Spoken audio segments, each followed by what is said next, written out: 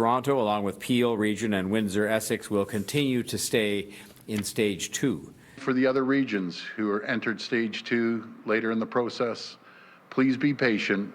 We'll get there very shortly. Good evening. Thanks for joining us. While more regions in the province get the go-ahead to enter Stage 3, Toronto and Peel Region will have to wait a little longer. A difficult decision for businesses already on the verge of possibly closing down, and some say they're being treated unfairly. Waiting for Stage 3 has been tough enough for the Edmund Burke on the Danforth. Now word they still can't bring people inside, and when they do, more rules to play by. 12 a.m. last call that's a tough ask. It's a good chunk of our business. We're an industry bar, as each neighborhood has one of those.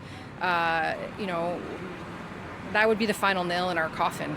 The announcement that Toronto and Peel still won't be entering Stage 3 comes at the request of local officials.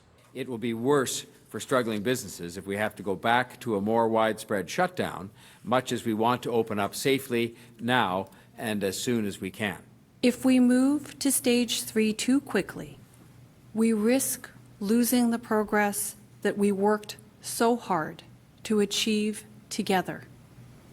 We need to move forward with caution and with care. When the time comes, Mayor Tory and Dr. Davila have asked that extra restrictions be included.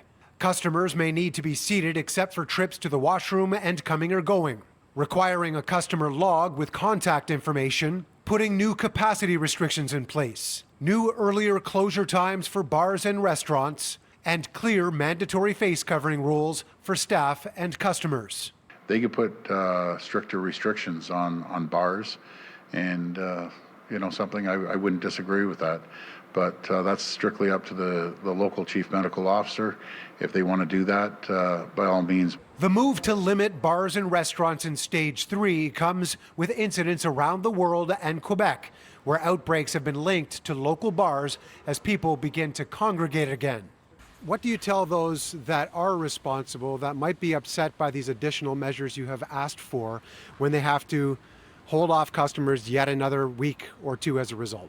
I would say that I'm sorry that these kinds of additional measures are necessary, but I think we accept the fact that when we live in a society together where we look after the collective good, and oftentimes that means imposing measures or laws or regulations on a minority who, for whatever reason, don't want to go along, that is what we have to do for the collective overall good. The Ontario Medical Association has actually suggested preventing bars from reopening altogether.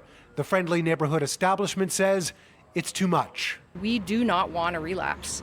We don't want everyone to close again, but you have to help us. Now, there still are some bars and restaurants that aren't playing by the rules. This past weekend, 26 notices were sent, or 26 complaints were made about these places, and the city went out. They offered 9 warning letters and actually charged one of these places as well.